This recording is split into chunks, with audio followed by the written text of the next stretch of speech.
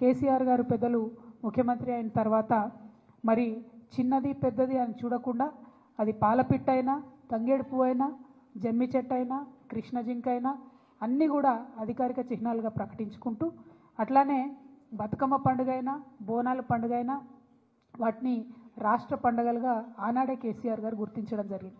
అట్లానే తెలంగాణ సమాజానికి వందల సంవత్సరాలుగా అలవాటు ఉన్నటువంటి మత సామరస్యాన్ని కాపాడడానికి కూడా ఒక పక్క క్రిస్మస్ని ప్రభుత్వపరంగా చేస్తూ, ఇంకొక పక్క రమదాన్ని చేస్తూ, ఇంకొక పక్క బతుకమ్మ బోనాలు చేస్తూ మరి అన్ని విధాలుగా కూడా మన గంగా జమున సంస్కృతిని కాపాడుతూ రావడం జరిగింది.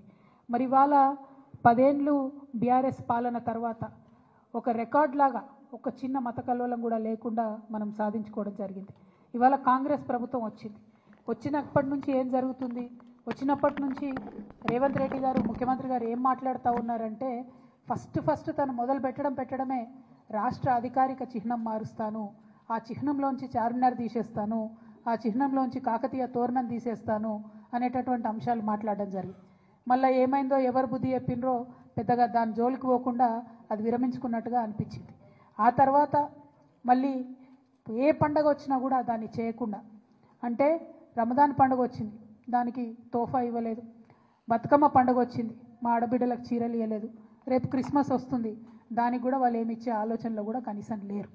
అదేవిధంగా మరిగా ప్రభుత్వ వేడుకల్లో పాడుతున్నటువంటి పాటలు చూస్తే నిజంగా కన్నీళ్ళు వచ్చేటటువంటి పరిస్థితి. మొన్న పెద్దపల్లిలో కానీ అంతకుముందు వరంగల్లో కానీ నిన్న సెక్రటేరియట్లో వాళ్ళు పెట్టుకున్న కార్యక్రమంలో కానీ మనకు సంబంధం లేని పాటలు, అసలు మన తెలంగాణ సమాజం ఆమోదించినటువంటి పాటలు. మరి అంతమంది తెలంగాణలో జానపద కళాకారులు ఉంటే ఒక్క కళాకారుడు కూడా మీకు పాట పాడడానికి దొరకలేదా? ఒక్క తెలంగాణ గీతం, తెలంగాణ సంస్కృతిని తెలిపేటటువంటి ఒక్క గీతం కూడా ప్రభుత్వ వేదికల్లో ఉండకూడదని మీరు అనుకున్నారా అని ఇవాళ మేము ప్రశ్నిస్తూ ఉన్నాం. మరి వాళ్ళు చేసిన కార్యక్రమం ఏంది? తెలంగాణ తల్లి రూపును మారుస్తామని చెప్పినారు. ఎట్లా మారుస్తారండి? ఎందుకు మారుస్తారు? అసలు ఇవాళ అనేకమైన విగ్రహాలు దేశంలో ఉంటాయి. ఒక్కసారి తెలంగాణ ప్రజలందరినీ కూడా ఆలోచించాలని నేను కోరుతూ ఉన్నాను. గాంధీ గారి విగ్రహాలు పెట్టుకుంటాం మనం ఊరూరా.